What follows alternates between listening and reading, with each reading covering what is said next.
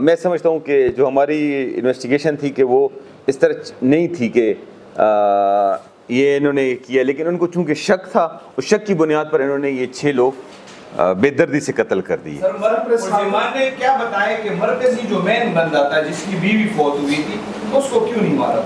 वो वहाँ पर घर पर ही मौजूद था, लेकिन वो छुप गया था, तो वो उसकी किस्मत अच्छी थी और वो निकल गया। उन्होंने जो घर में मिले उन सबको मार दिया था।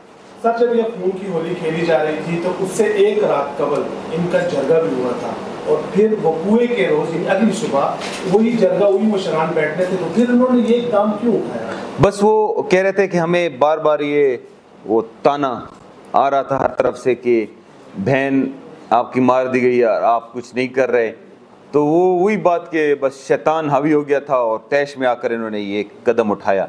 हालांकि ऐसी कोई बात नहीं थी, लेकिन चूंकि एक बहुत ही बेरहमाना किस्म का वाक़या था, तो इस वजह से हमने ये इसलिए बुलाया कि ये सारे गिरफ्तार भी हो गए और आप लोग सबको बता दें। सर मुझे मैंने तफ्तीश में क्या बताया, मैंने कहा कि इन्होंने घर में दाखिल कैसे हुए, दरवाज़ा किसने खोला था, मदद सहूलतकार कौन था इनका?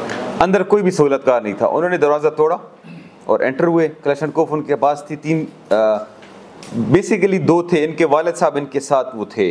वालिद साहब भी इनका गिरफ्तार है, वो मतलब प्लानिंग में और ये सारी चीज़ों में थे। तो जी मुसलमान की कितने गिरफ्तार आपके? दो गिरफ्तार की। वालिद भी है तो 3 हो गए ना।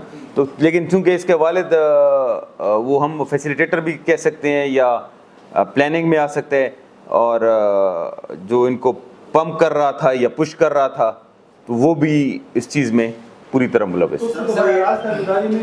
उसके जी उसके खिलाफ भी हम एक्शन और कार्रवाई करेंगे और लीगली उसका नाम उसमें इंक्लूड करेंगे।